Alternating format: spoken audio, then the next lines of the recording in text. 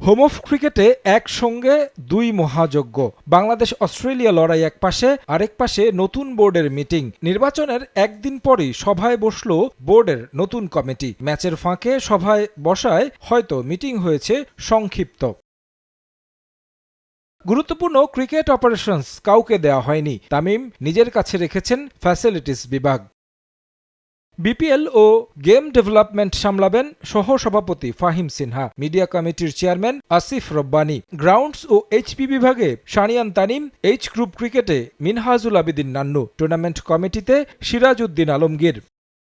Ad hoc কমিটির মতোই নির্বাচিত বোর্ডে ফিন্যান্সের দায়িত্বে চেয়ারম্যান ইসরাফিল খসরু। সাঈদ ইব্রাহিম আহমেদ পেয়েছেন দুই বিভাগ, তিনিও ছিলেন অ্যাডহক কমিটিতে। সেখানে পালন করেছেন টেন্ডার পারচেজ ও সিকিউরিটি বিভাগের দায়িত্ব। তার কার্যক্রমে সন্তুষ্ট হয়েই এই দুই কমিটিতে রাখা হয়েছে তাকে। মোহামেডান ক্লাবের অভিজ্ঞ সংগঠক মাসুদুজ্জামান পেয়েছেন মার্কেটিং বিভাগ, এই বিভাগে সহসভাপতি আসিফ রব্বানী। আম্পায়ার্স কমিটির দায়িত্ব পেয়েছেন ইয়াসির আব্বাস। দায়িত্ব নিয়েই নিজের ডিপার্টমেন্ট ঘুরে দেখলেন বোর্ড পরিচালক। অফিসের সুযোগ সুবিধা সম্পর্কে প্রথম দিনেই ধারণা নিলেন তিনি। আম্পায়ার্স বিভাগের পক্ষ থেকে ফুল দিয়ে শুভেচ্ছা জানানো হয় ইয়াসির আব্বাসকে।